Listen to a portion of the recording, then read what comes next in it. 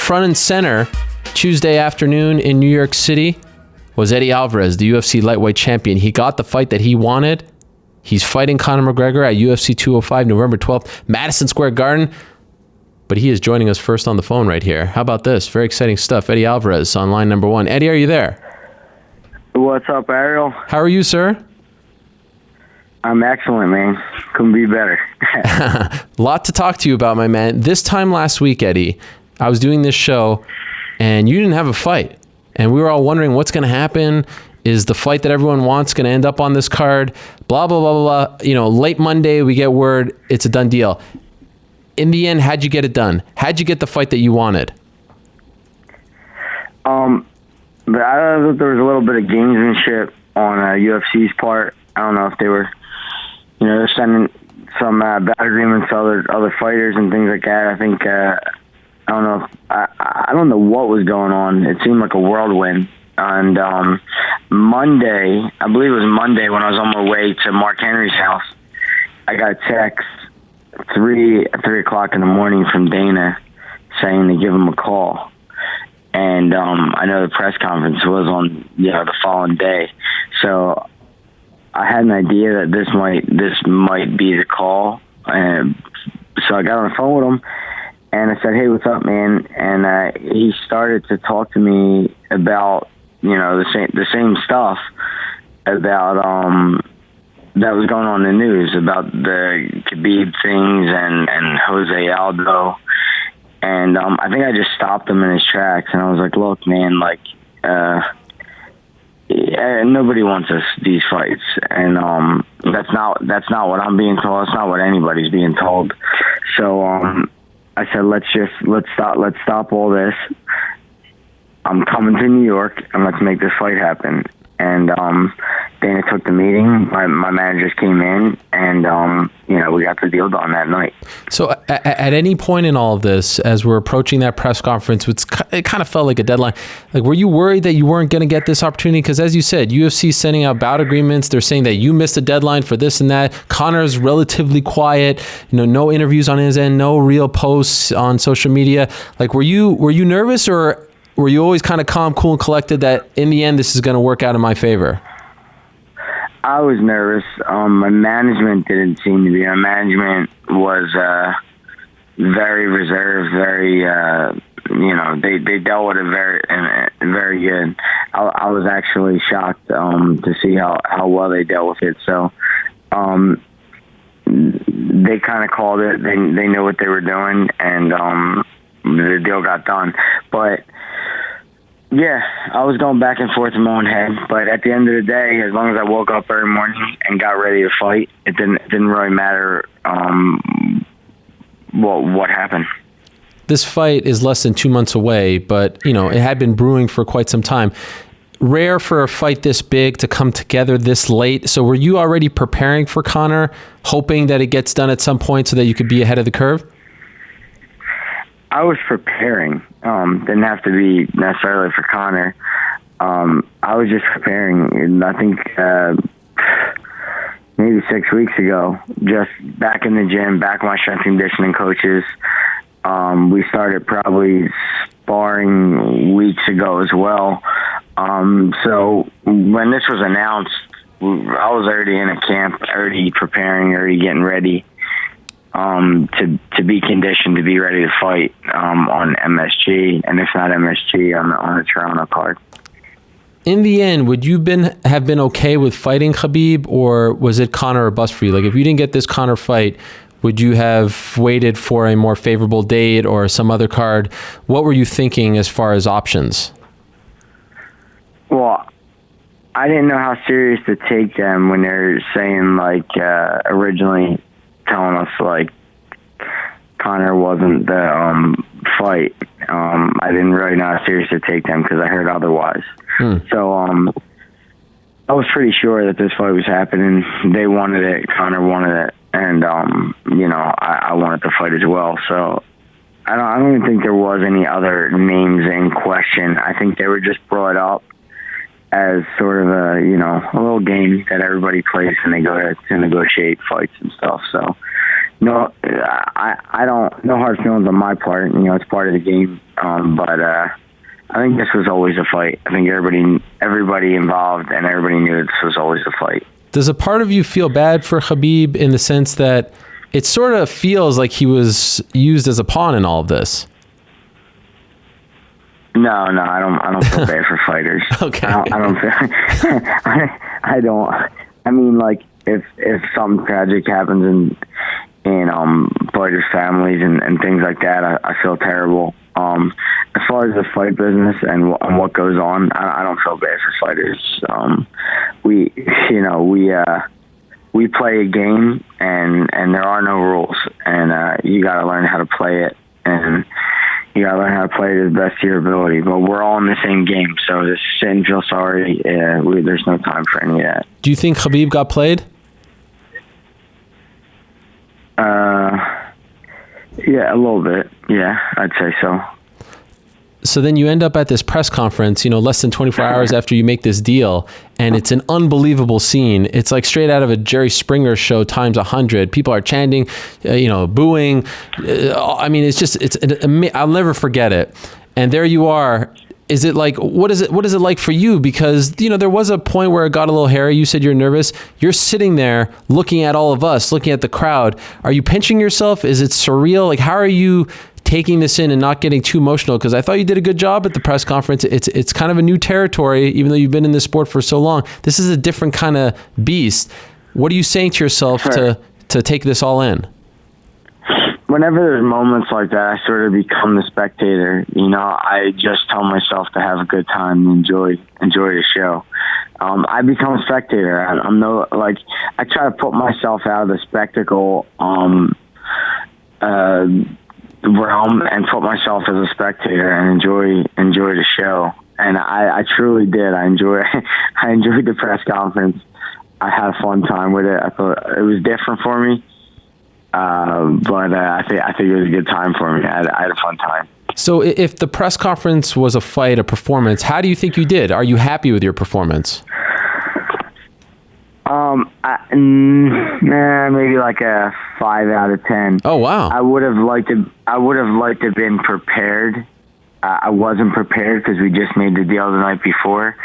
And if I was going into that sort of realm where I know guys talk shit, I would have been prepared fully to basically win the whole thing. But the fact that I wasn't sure whether I was going to fight and that we just got the deal done the night before, I wasn't going to stay up all night making notes. I thought it was more important just to be genuine and just say how I felt, whether it came out, however it came out, just say how I felt when I felt it. So one of the big takeaways from the press conference, as you know, is Conor coming out and sort of mocking you for the deal that you cut. Was that a low blow? Mm-hmm. A low blow? Yeah. On me? Yeah. Did you feel like he crossed some sort of, invisible line? No, I don't. I'm happy with the money that I'm ready to make. I think you have to earn the right to be able to draw a line in the sand and say, this is what I want. And I think fighters need to be prepared to walk if you're willing to, if that's the case. And I don't think this was one I was prepared to walk away from. I think it's too sweet.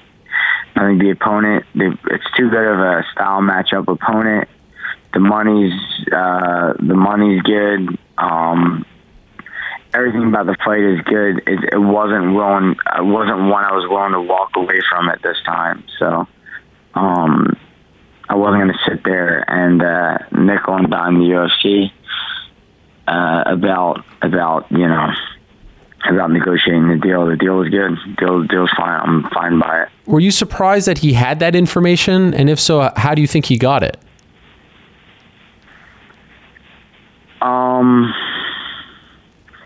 A little bit surprised. Yeah, I don't know if he should be having stuff like that, or he should know things like that about how much money I'm making and things of that sort. I don't know who told him or what was what, but I know management teams talk, in order to get deals done. And, so maybe it was the management teams talking, letting them know what each other got done and what they have to do to get the fight done itself. So, but what does he give a shit? I mean, I don't care. He seemed like kind of a little angry about it, right? Something. I don't know why he was so angry about it. He seemed like upset about that I took the deal. It was a little weird to me. You think he was hoping that you wouldn't? Yeah, I don't know if there was a stipulation, like if I asked for more money, that the fight's off or something. Maybe he wanted the fight to be off. I don't know. I'm not sure. He just seemed a little bit angry about it. What were you guys saying to each other when you were squaring off? Dana was putting the belt on him, and I told him, yeah, give him the little boy belt. I said, you take that little boy belt, and he got mad about that. That pissed him off a little bit. That he had the smaller weight class belt. Given and the he puffed his chest up, right, and tightened his pants up, and he got real tall. Given the reaction from the crowd, do you think that you're going to get booed on November 12th? Yeah, I mean, given the reaction of that crowd, yeah, it kind of was weird because I definitely didn't expect that as far as the boos, but it just sort of reiterated to me, his fan base, what his fan base is. His fan base is him. There are people who there's just, it's all perception. It all is. It seems like he has a lot of WWE fans, like guys who don't know much about fighting at all. They just they like him. So you can have them fans. They're not the fans I want anyway. You know what I mean?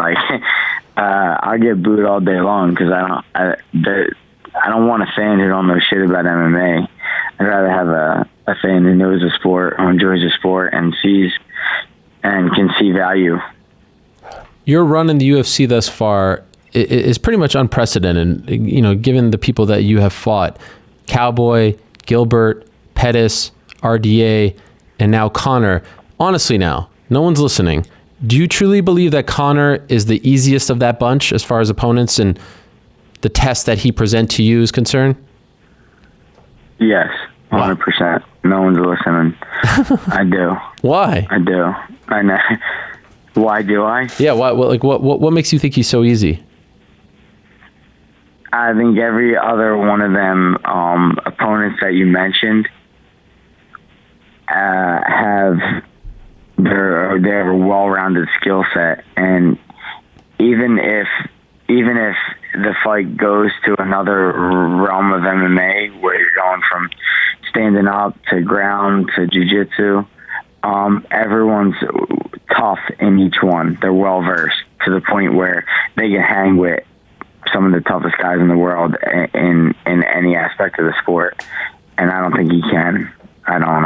From what I've seen, and not only that, the conditioning aspect is it's just not a good level of conditioning.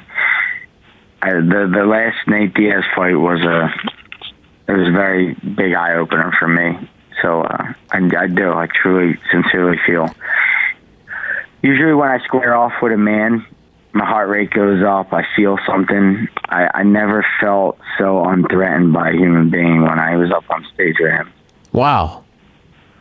Nothing he does concerns you. That's a God's honest truth. I never felt so unthreatened by another man. And it's been a long career for you. It's been a long career. Long.